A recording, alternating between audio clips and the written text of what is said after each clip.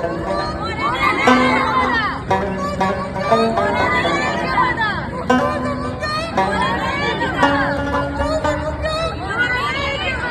مونږه وګورو نو مونږ ته تاسو ټولو ته دا علم خوشته چې د ABC یا د انګریزي ABC چې کوم دی هغه شپږ ویشت دي، خو په تاسو ناستو کې یا د دې ناستو نه بهر هم چاته هم دا علم نشته چې زمونږ د پښتو الف ب څو دي.